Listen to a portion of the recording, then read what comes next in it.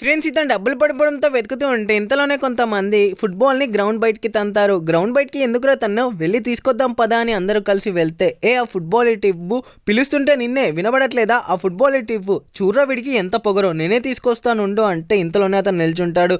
వాడికి కాలు లేదు, వాడికి ఎలా పాస్ చేయాలో తెలియక ఆలోచిస్తున్నాడేమో, వెళ్ళి తీసుకురా అంటే అతనికి చాలా కోపం వచ్చి వీళ్ళు అంటున్న మాటలకి ఎలా సమాధానం చెప్పాలో నాకు తెలుసు అని ఎదురుగా ఉన్న అతని మొహం పైన తన్నడంతో, అసలు ఎవరు నువ్వు, అంత కరెక్ట్గా మావాడి మొహం పైనకి ఎలా తన్నావు అంటే, ఎందుకంటే నేను మీలా ప్లేయర్ని, నా చిన్నతనం నుంచి ఫుట్బాల్ అంటే నాకు ప్రాణం, నేను ఆడుతున్న ప్రతి టీంకి ట్రోఫీస్ ఇంకా మెడల్స్ తీసుకొచ్చేవాడిని, ఎప్పటికైనా నేను ఇండియన్ టీంలో ఆడాలన్నదే నా కోరిక, అలా నేను ఇండియన్ టీంలోకి సెలెక్ట్ అవ్వడానికే ప్రాక్టీస్ చేస్తూ ఉంటే ఇంతలోనే నేను సెలెక్ట్ అయ్యాను అని చెప్పి మా కోచ్ చెప్పడంతో మాలో కొంతమందికి ఆ విషయం తెలిసింది.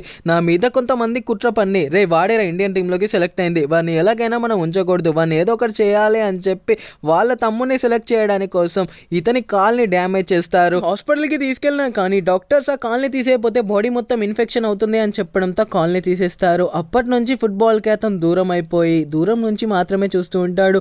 ఈ వీడియో నచ్చితే ప్లీజ్ సబ్స్క్రైబ్ చేసి మీ ఫేవరెట్ స్పోర్ట్ ఏంటో కామెంట్ చేయండి. For more videos subscribe.